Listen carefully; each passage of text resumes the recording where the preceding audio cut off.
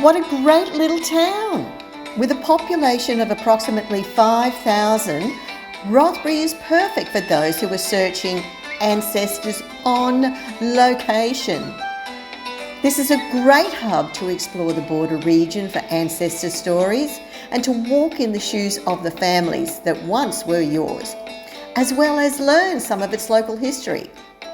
It's approximately 45 minutes drive from Newcastle upon Tyne, so for locals who are happy to commute to reduce housing expenses, they could consider this town as home, as proof shows in the number of the construction of new homes on the outskirts.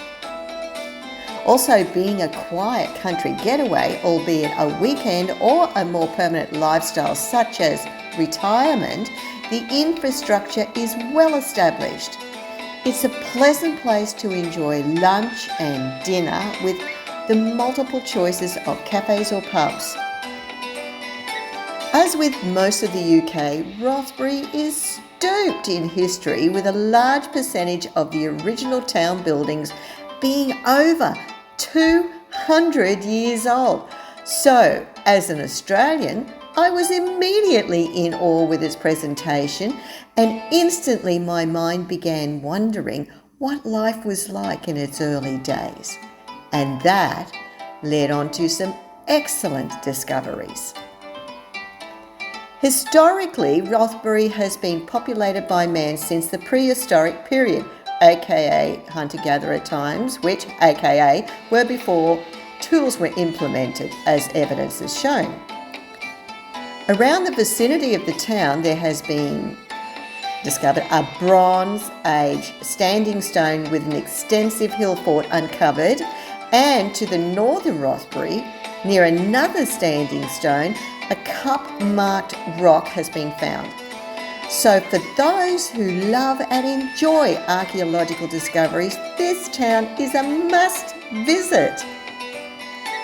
While it's been documented that the Saxons have been in the area from approximately 500 AD, more evidence and life during the medieval period is known.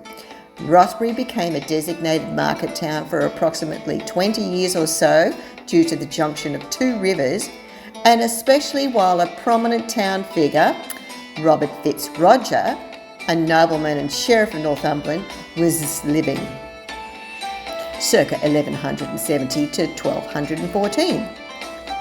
By the 16th century, the town found itself the target of regular attacks and was often burnt down by Reivers, who were a lawless group of both English and Scottish heritage who had little regard for anyone else in the border country. Another interesting fact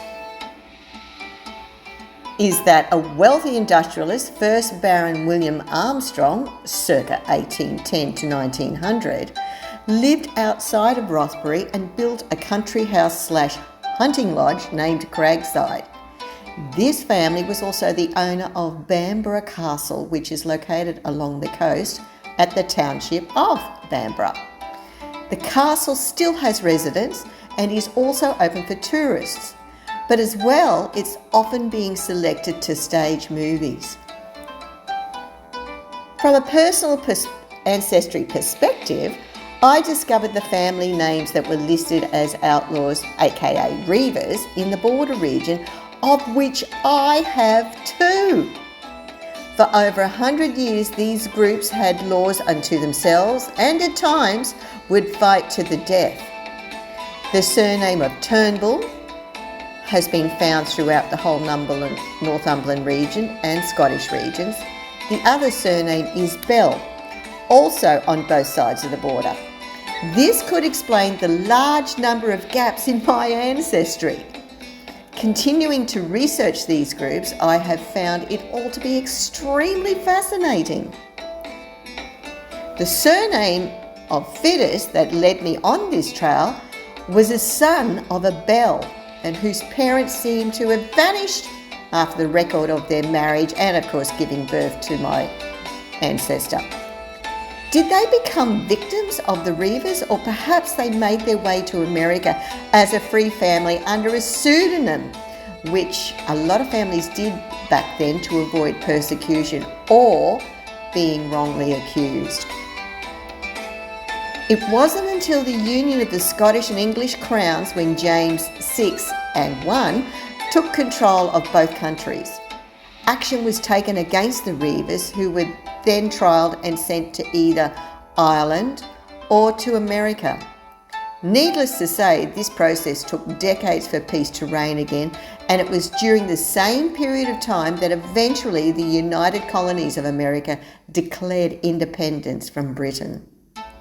So, if you have American and British ancestry, albeit a convict or free family from circa 1650 to 1776, or one of a dozen different surnames listed with the Border Reivers, there might be a connection to these outlaws.